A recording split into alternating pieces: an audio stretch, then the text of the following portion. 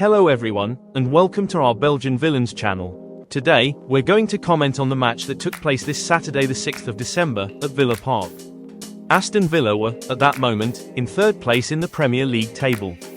They were ahead of Chelsea and couldn't be caught. An important match, then, played against the league leaders, who had lost only one match since the start of the season. The match started well for Villa, who managed to block Arsenal's passes and create chances and counter-attacks. They fought for every ball, which allowed Ollie Watkins to have a very good chance in front of goal in the 9th minute, unfortunately stopped by Raya. Watkins, who had managed to find space in the Arsenal defence after a counter-attack and had got past them thanks to his physical strength, struck a low shot that was saved. The match was relatively calm. Even though there were some well-won duels, there were not many shots.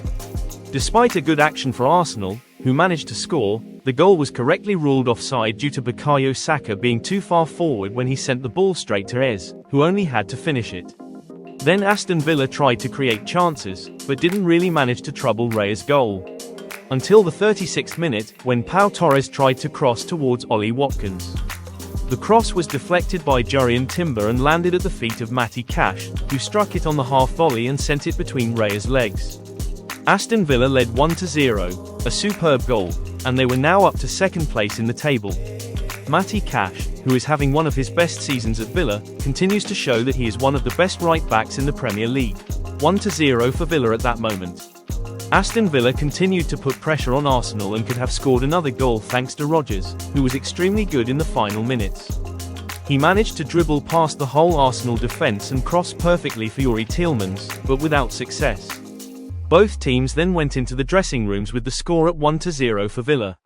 A very good match so far. But after the break, Villa no longer fought for the ball as they had in the first half, and instead allowed Arsenal to have the attacking possession, which gave them good chances and, above all, allowed Leandro Trossard to score the equaliser. Bukayo Saka managed to recover a ball after a loss from Amadou Onana towards the centre.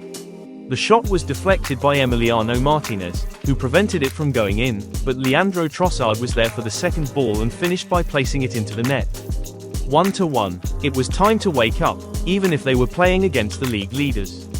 Villa tried to bounce back several times thanks to a very good Morgan Rodgers, who managed to recover several balls and relaunch play, while Youri Tielemans and Boubacar Kamara were doing incredible work in midfield. Ollie Watkins tried to score several times, but without success, as Raya was there in goal to push everything away. Then came Odegaard's turn. We hadn't seen much of him since the start of the match, to produce a magnificent strike stopped by Emiliano Martinez with great class. Everyone thought it was going in, and he tipped it with his fingertips, sending it just over the bar. But Villa had a narrow escape, because Saka had a very good chance that was blocked by Kamara. This time, Dibu wouldn't have been able to stop it. Seeing that the team could no longer attack like at the start, Unai Emery decided to make some changes and brought on Bogarde, Buendia and Malin. We were all expecting something from these three players, because we know that Bogarde always fights for the ball, that Malin has that ability to score, and that Buendia can move play forward very quickly. And it worked, because Malin had a very good chance in front of goal. After a rather unusual defensive error, he struck a low shot, but it went just a few centimetres wide of the post. Then Arsenal tried to build attacking possession, and so did Villa. It was a real battle. No one knew who was going to win. 5 minutes of added time were given, and in the 95th minute, a very good action came from the right side, from Sancho's header, which was aimed at goal. Tielemans tried to touch the ball, stopped by Raya. Buendia recovered the ball, tried to shoot, but it was blocked. He passed it to Kamara, Kamara passed it back to Buendia, who was on the ground. And Buendia produced a strike that Raya couldn't stop. 2-1 for Villa. What an incredible match.